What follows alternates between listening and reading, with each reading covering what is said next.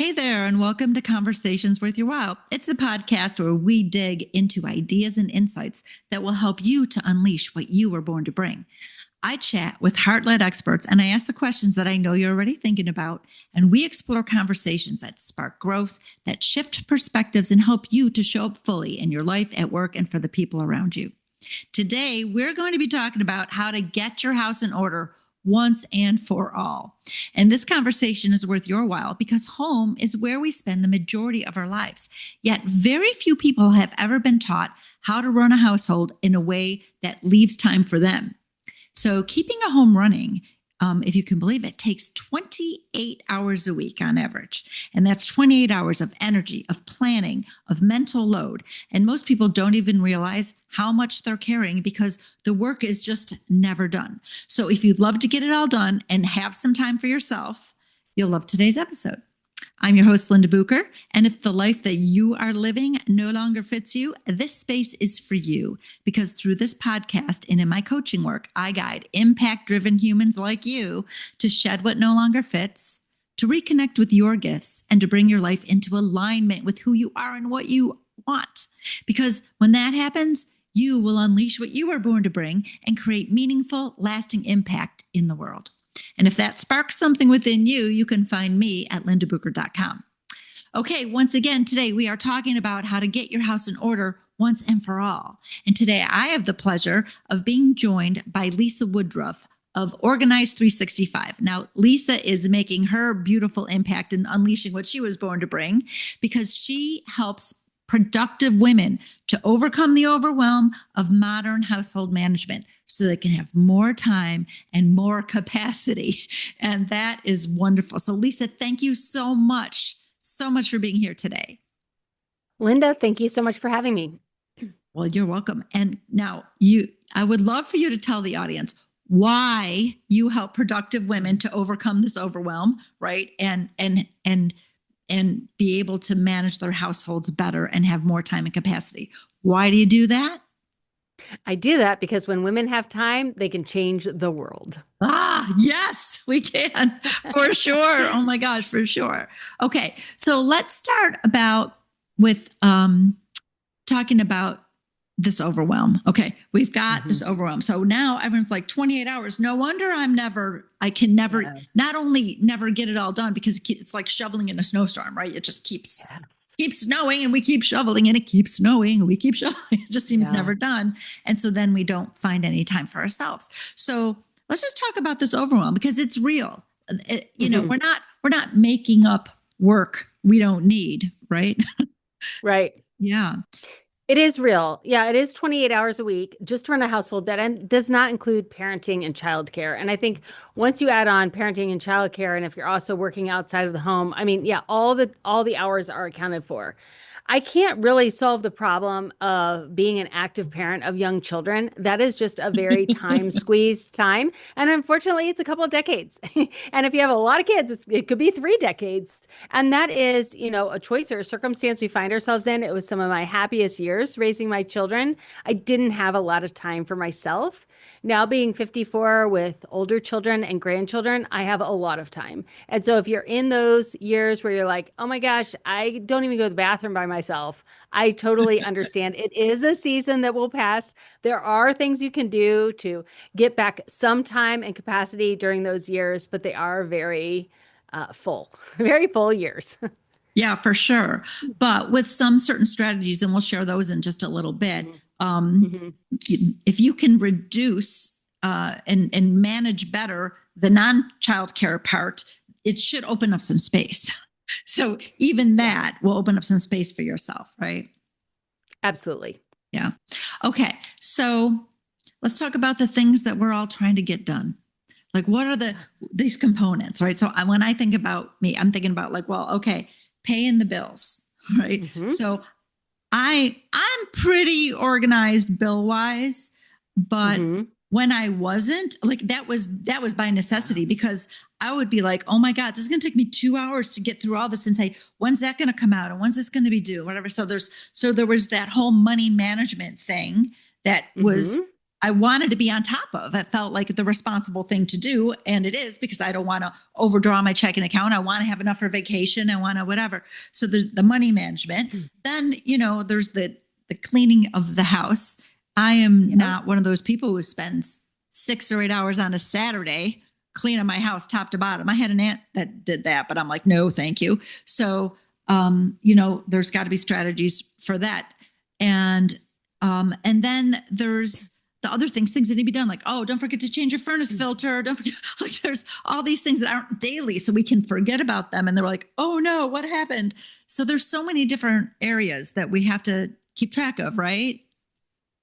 Yeah, and let's take a step back, like a bird's eye view, looking down on you and looking down on your house. And I love that you identified finances first, because people usually don't even think about that when they think about housework. So I want to kind of reset the perspective we have on our house. And I want you to imagine your household as the economic unit it is. 68% of US GDP comes from household spending. So our households are businesses. And when you start thinking about a business, you think about departments. So you have a CFO, a chief financial officer, would take care of business finances. You have a COO, a chief operational officer, would take care of all the people and the logistics in the household. You have a CMO that would be in charge of marketing. Maybe that's in charge of your people, HR. And you have house cleaning, like all the housework that you do, cleaning, laundry, meal prep. Then you have household management, would be like taking care of the house as if it's an entity, making sure its furnace filters are clean. And then there is the organization of the physical space. So these are all different departments, all different hats that we wear. And most of us as household managers are just putting out the latest fires that we can see or that we remember are simmering somewhere in the background. And just even the departments that I mentioned, you'd be like, oh my gosh, that's a lot. It is a lot. And we're just doing what we can think of. We don't have like a systematic operational approach like you would in business to regularly be going through all of these different roles and responsibilities we have in household management.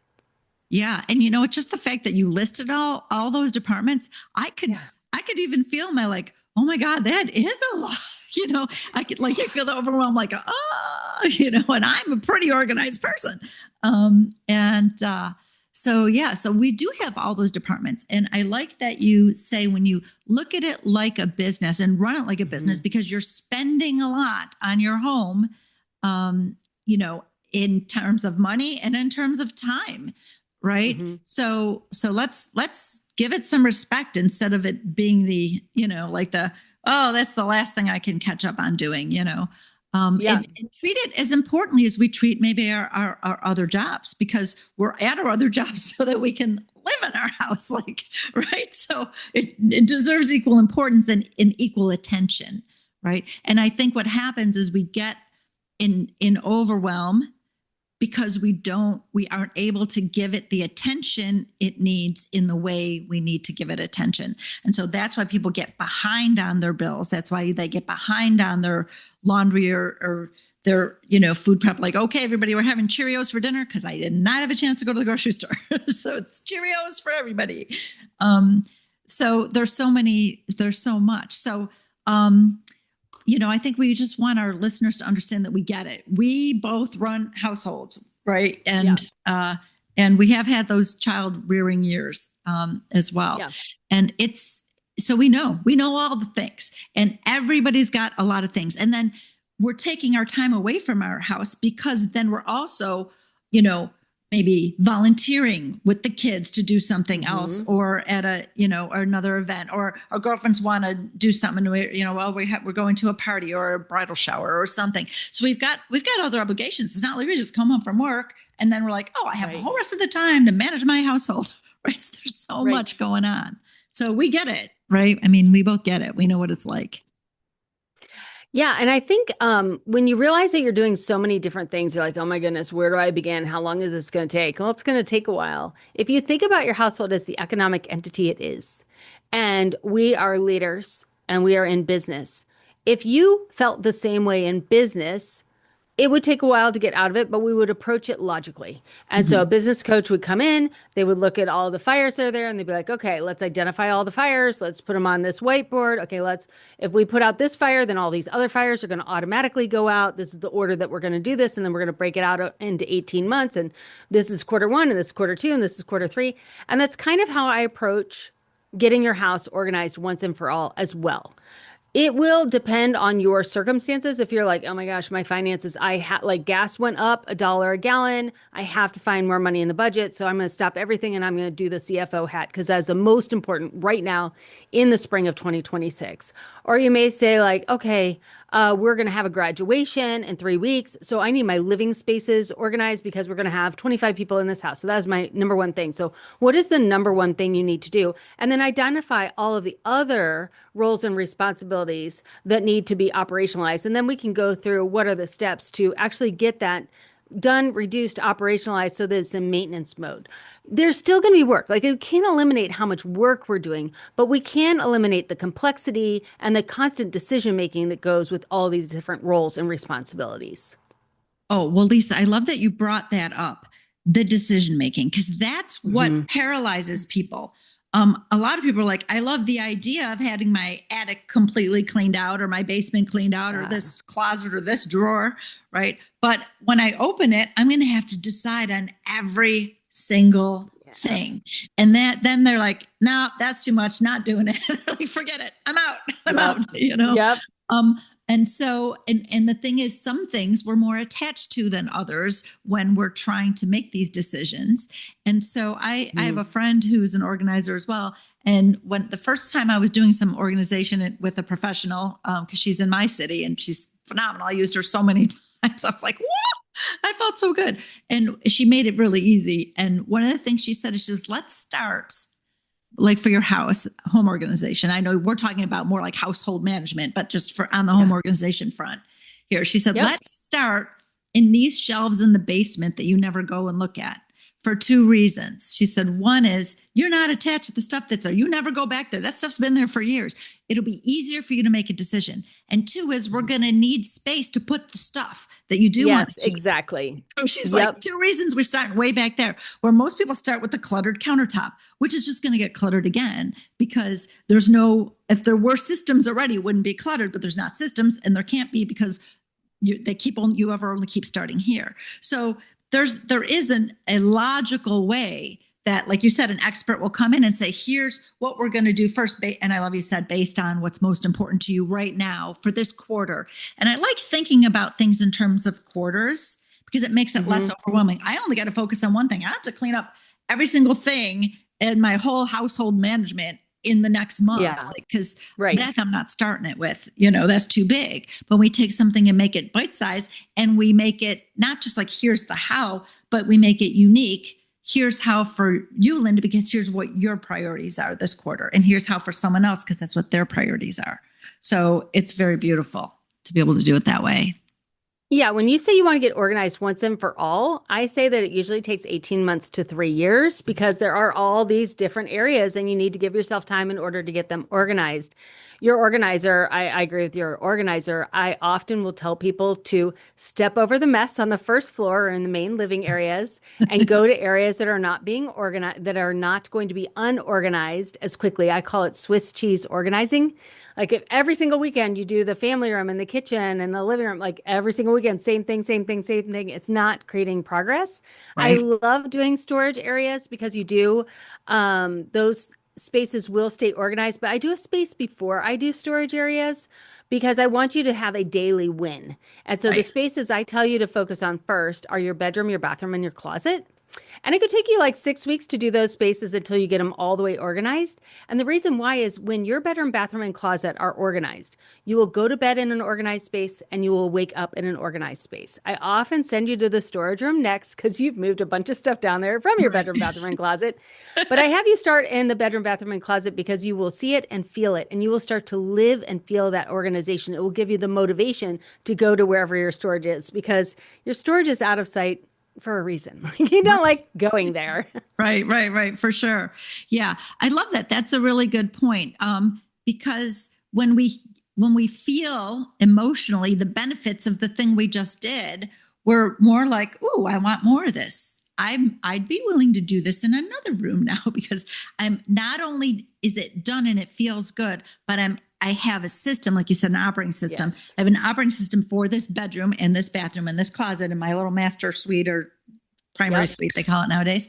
That I'm able to, oh, it's working. This is working. It keeps working. Yes. It's still working. It's still working. So I can test it and make sure it works and be like, well, hold on a minute. If this worked here, this might work in my kitchen. Might work in my kitchen. And exactly. yeah. It's not just about placement of things as well. But I will say, like, I have a kitchen rule. My rule is if I don't use you, Mr. Appliance or pan or pot with every week, you don't deserve to be in my kitchen on the first floor. You get to go in the basement. And because it's good exercise for me to go down the stairs and get it the once every 3 to 4 weeks or 15 weeks I need it.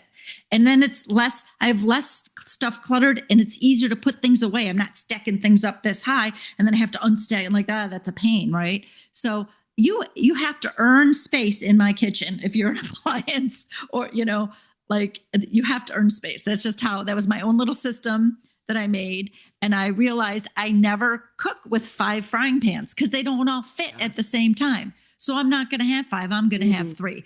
Right? But we accumulate, especially, I'm 61 years old. I've accumulated a lot of stuff.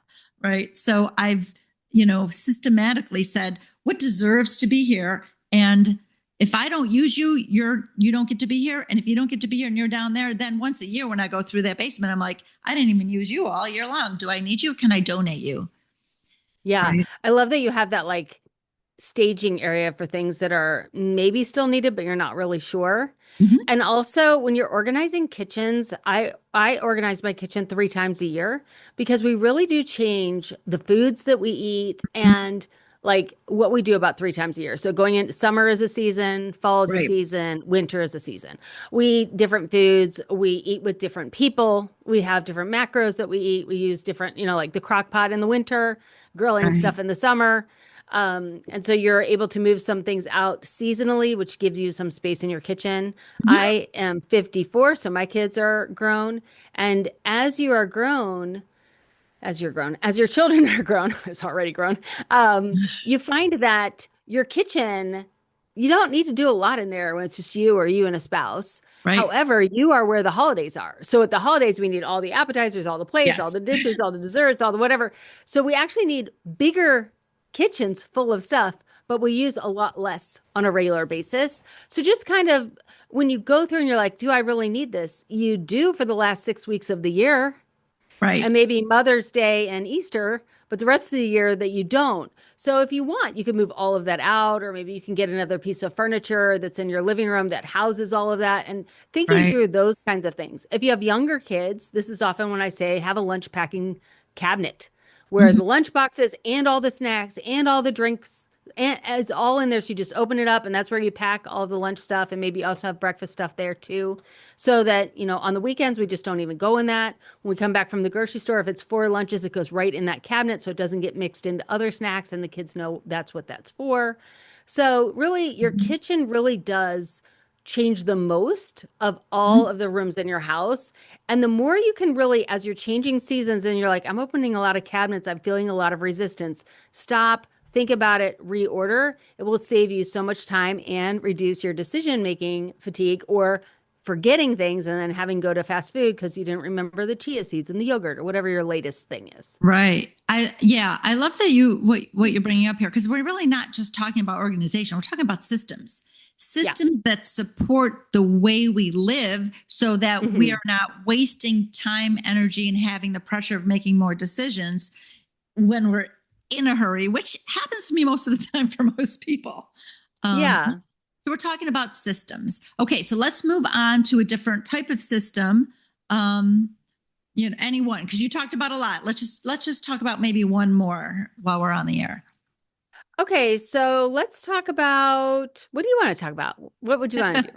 Home office, garage, bedroom, bathroom. We're talking household. So why don't we talk about finance? The finance piece of it, because we're not talking, we're talking about being the CEO of your household, which we already said has lots of different departments. So let's go into the managing finances department, because I know a lot of people struggle with that and they say, oh, I'm no good with finances, but that doesn't have to be true, does it?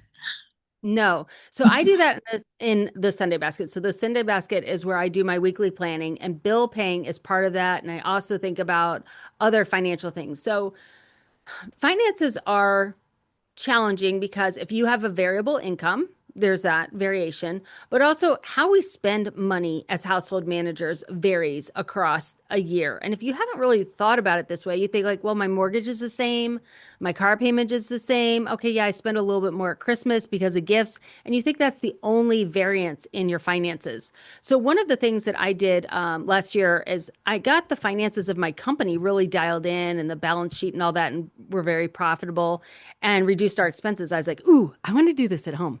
So there are multiple different apps. I downloaded the Origin app and it went into my bank account and it pulled everything out of my bank account and it made like a P&L for my household and categorized everything by categories. And then I gave them the categories. I was like, oh my gosh, we spend $700 on the dog every month. I said to my husband, I was like, we have got to work on this. This is like this category is out of control. And like all the categories were out of control. But that was one where like literally last weekend I made dog food from scratch and I don't cook because Farmer's Dog is $50 a week. I was like, okay, I know how we can save $200 a month. I will go to Costco and buy the thing. And I made it took me 2.5 hours. And I'm like, that's okay. $100 an hour. That's worth that time investment to save that money. And I've been doing the Sunday basket since my kids were little. And the way in which it helps me is I look at the money that is due this week, both the regular bills I know I need to pay, but also like where are the unexpected things? Birthdays, holidays, you're going to go out to eat, you're going to a conference, you're going to a concert or whatever. And then another thing that I did and I plan in my week is an errand day. So as opposed to just like, I don't know how people today are not going to be in debt up to their eyeballs because we have Amazon. Like, thank goodness we didn't have that when my kids were little, or I would be like on the side of the road somewhere homeless because I had an errand day and I would make a list of everything I needed to buy and then I'd have to physically go drive there because it was 2003 and buy all the things with cash. And when I ran out of money, I guess that's all we were buying that week. When you could just buy anything at any time, like that is going to break any budget. But you can make that limiter for yourself. On Sunday, you decide how you're spending your time and how you're spending your money. And then you make all of your purchases. And then the rest of the week, if you think about something you need to order, just write it on an index card and put it in the Sunday basket and make those decisions on Sunday. You'll make better financial decisions. Right. That's really great. So, and looking at just a week, that doesn't seem so overwhelming for people. Right. So I really like that. But the first thing I want to point out is that you brought up, if you don't know where your money's going, you won't know where you can make a change, where you can reorganize. And people have a mindset that's incorrect, that budget means limit. And it doesn't. It means what's important to me and where's what's important to me going. And is it going to what's important to me? Right. So we don't have to think of budget as being a limit thing. It's really about we get to choose what we want our budget to be. So instead of thinking the word budget, if that doesn't jive with you, we can think the word plan. What's my spending plan going to be? And to be realistic, I've got to look at where it's going, or else my plan moving forward is just I'm making it up. I have to look realistically. So keeping track can be very helpful before you even start to make your plan. Like, but where did it go? So if I look at you can always look at any one bill, like look at your utility bill and say, oh yeah, I see how it fluctuates. Well, maybe I do want that on balance billing because that'll at least make it, less fluctuation for me. So like that might be something we all do. I do a lot of that, but budget billing, that's beautiful. Let it go. But there's other things that I choose not to spread out, like insurance, my car insurance and home insurance, because they want to charge an extra $25 a month and I'm like, no, I'm not paying that. So now I've got to know when those come up, right? Also my property taxes, when are those coming up? I got to, so just making the plan. And if you only look at like the week, like for the property tax, that's big enough. I look at that like a month ahead and go, okay, I'm going to have to plan for that to get in there for, but that's a really good way to look at it. So look at what you're doing and what you've done in the past so that you can decide, because someone might decide, no, my dog is worth $700 a month and that's it. And I'm going on a diet because I want to feed my baby. Yeah. Like we're not saying it's wrong to, we're not judging anyone for spending all this money on their dog if they want to. It's totally a choice. I also love that you put it in perspective, because someone will be like, well, I don't like to cook. Well, do you like to cook $200 worth? Yeah. Like if Yeah. someone said, I'm And going to give you $200 to make this and freeze this, would you yeah. do it? And if the answer is yes, then you've already got it, because that's your time. And of course, maybe you spent $40 at the grocery store. So maybe it's not a whole $200 an hour or $100 an hour you're getting, but still, so we can relook at things because I think it was Abraham Lincoln that says, like, because people need discipline, but it doesn't have to be limiting. But discipline, Abraham Lincoln said, discipline is choosing what you want most over what you want now. So this is a way for us to think of it. What do you want most? And then, I wanted to bring one more thing in. Amazon. Okay, I am a guilty as charged Amazon shopper.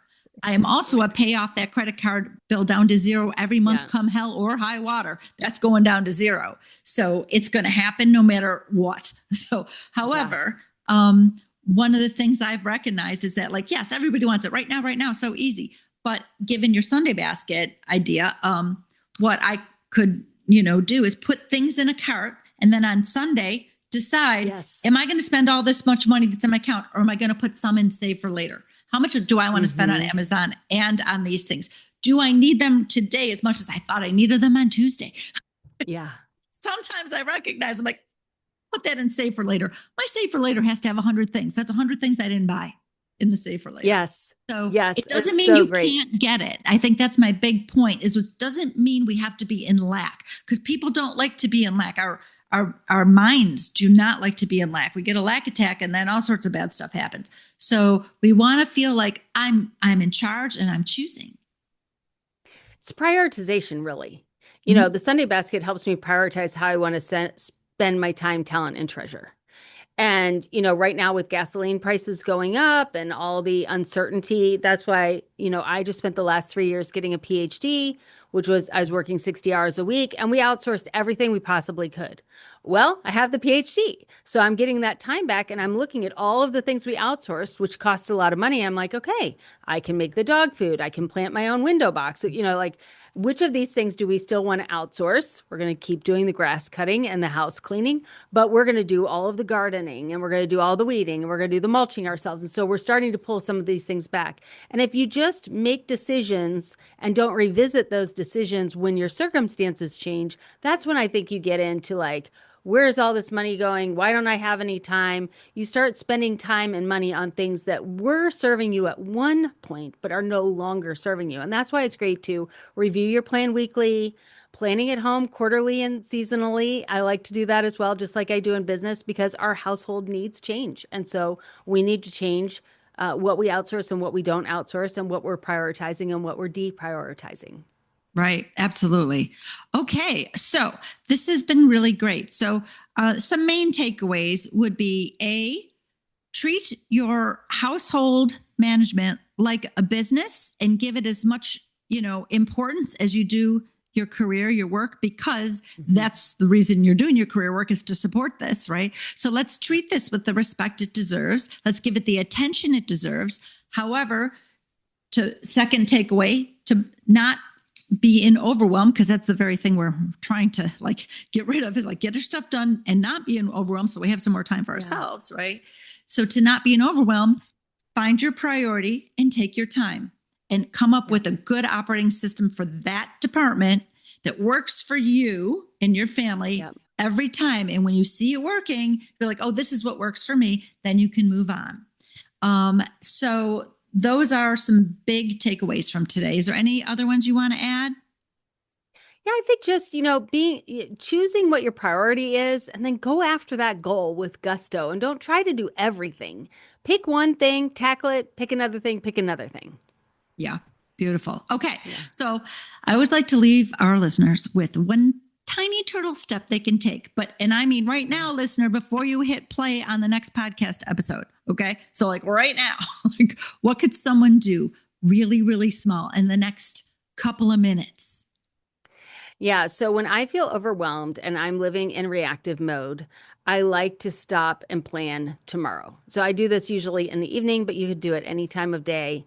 If you feel like you're just spinning your wheels and you aren't getting anywhere, take 15 minutes And I have a 10-step plan where I have you go through and think through, okay, what is on my Google Calendar? Write that down. What's the weather tomorrow? What are my clothes going to be? What am I going to wear? What am I going to take with me? Okay, have I allotted for driving time? And on and on and on.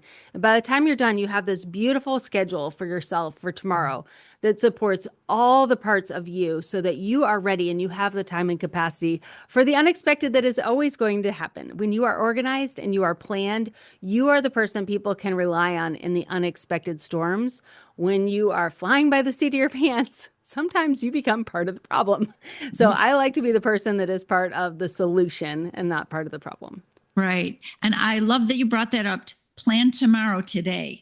And there's a good psychological reason for that, because a lot of people have trouble sleeping. It's because our brains are churning about what do we got to do tomorrow? What do we have to figure out? Things like that. And like, I'll tell my clients, when you get monkey mind in the middle of the night, you can ask yourself two really important questions. One is, am I going to get up out of bed and do this right now? And the answer is always no. And the second important question is, and this is for my ego, is, am I smart enough to figure this out tomorrow? And the answer is always yes. Okay, well, then I can let it go. So that's like a little trick for letting it go. And however, if you've already planned and written things down and thought through it, now your brain is free. It's like they say to do that when you're at work. Plan your tomorrow, what you're going to do before you leave. And I actually had a client the other day, I told him to do that. I said, he's like, I'm always thinking about it, what I got to do. And I'm like, well, stop before you leave your office, write it all down, what you got to do tomorrow. Then it's out of your head. It's written down. And if you wake up with something you didn't think of, keep a pad, write it down, get it out of your head, because we want to get better sleep for better health, because that's also part of the self-care that we are making time for through organizing and managing our entire household. So, yes. Yeah. All right, Lisa, thank you. This has been such a wonderful conversation. I appreciate it so much. So if someone wants to like, yeah, I want some of that. I'd like to start slow. Like, what can they do? What can you share with us? So how can they contact you, etc.?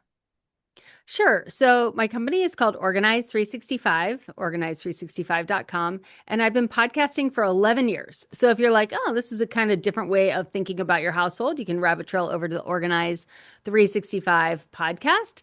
And then we have many courses and products that you can find at organize365.com. That's great, because sometimes people just want to learn on their own time frame and drip a little at a time. So when you have many courses, they can choose which one they want to take, which is beautiful. And podcast, that might be, listener, the next podcast you want to hop on over to is Lisa's podcast. So great. Okay. Well, I'll be sure to include those things in the show notes. So listener, you can click on and find Organize 365 and take it from there. And that is our show. So I'm Linda Bucher, guiding people to know their worth, to reconnect to their gifts, and to create lives that are fully aligned and deeply impactful. And if you're sensing it's time to bring your life into deeper alignment, you can explore what that looks like at lindabucher.com. And if today's episode sparked something for you, like it, and then share it with someone who might need it, and subscribe so you don't miss what's next. And then join me next week for another expansive, uplifting conversation designed to support your growth.